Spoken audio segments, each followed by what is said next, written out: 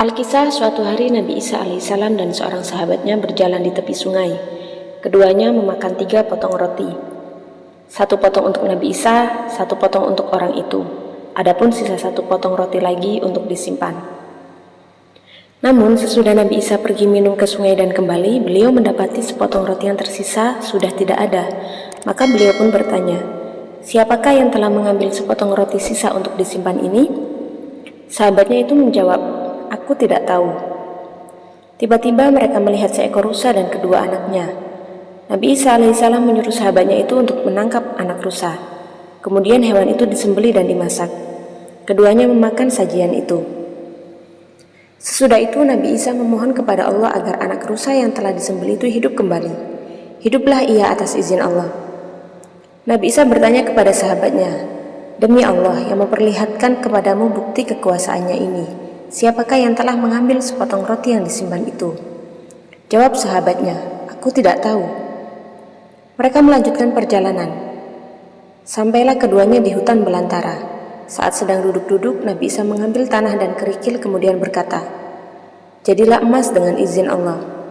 Tiba-tiba tanah dan kerikil itu berubah menjadi emas. Nabi Isa lantas membaginya jadi 3 bagian.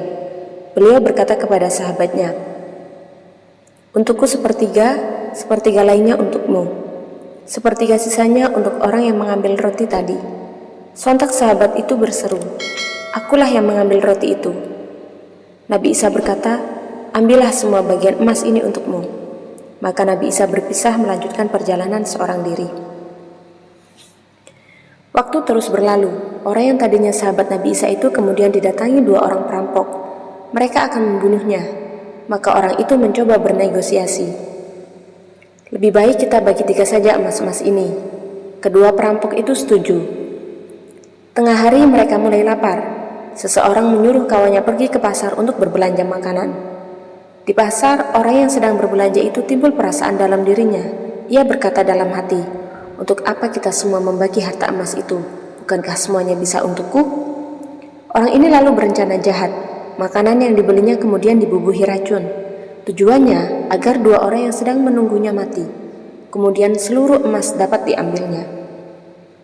Sementara itu 2 orang yang sedang menunggu juga berpikir, "Untuk apa kita membagi 3 harta emas ini? Lebih baik jika ia datang kita bunuh saja, lalu harta ini kita bagi 2.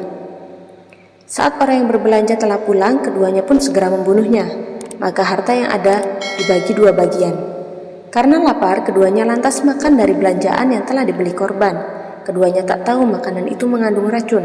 Mereka pun akhirnya mati. Nabi Isa alaihissalam berjalan di hutan dan mengetahui kejadian itu.